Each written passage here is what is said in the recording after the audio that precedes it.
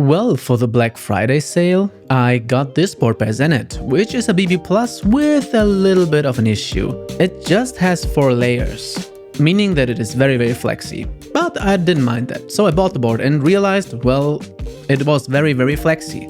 With brackets, I could easily bottom this thing out, and as you can see, I can just bend it with my bare hands, so that's an issue.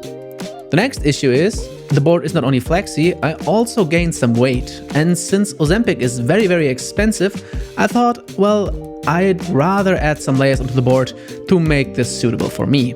So for materials, I went with fiberglass and carbon. Why both? Well, simple reason. Carbon in itself is just too expensive for me, so fiberglass is about 10 times cheaper. I thought, well, let's try 1 layer of fiberglass, 1 layer of carbon. There are multiple ways to make this possible, but I wanted to make it the cheapest, easiest way I can easily do at home, so no vacuum bagging or other tricks. So what I did is, I marked the outlines on both materials, then I used some spray glue to fix the fibers in place, to avoid frilling, and then I simply cut them with scissors, and that worked out quite alright.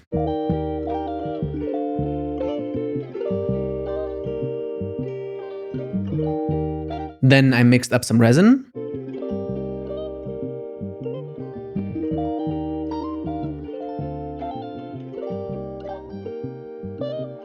Took my roller and went to work. Layer of resin, put on the fiberglass.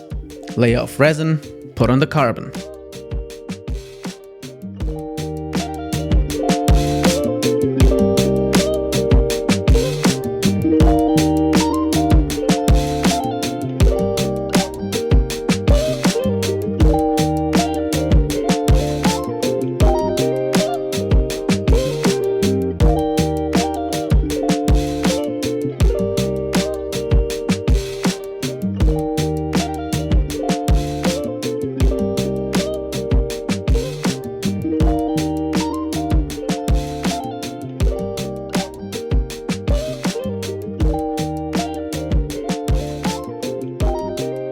Then I let this dry for 24 hours, and the result was okay. I didn't expect it to be perfect, but I could have been a little more careful with the cutting out, making it a little bit smaller, and probably getting some better edges. But it is what it is.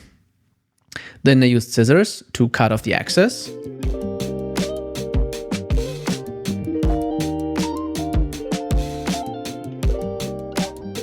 And went on with another layer of resin.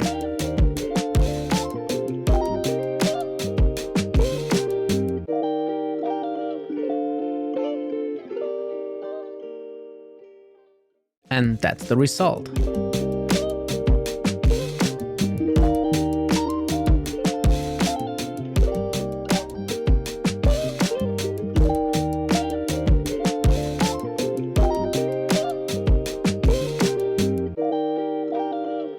And now, let's go for the flex test. Could I improve it?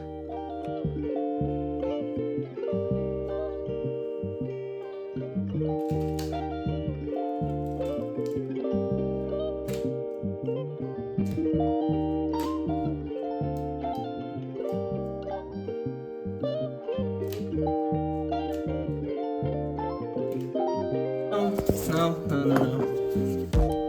This thing is...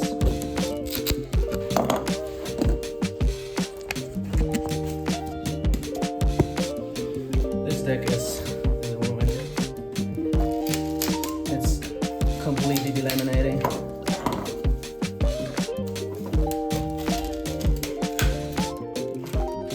Well, you heard the initial cracks. I didn't do a proper job here.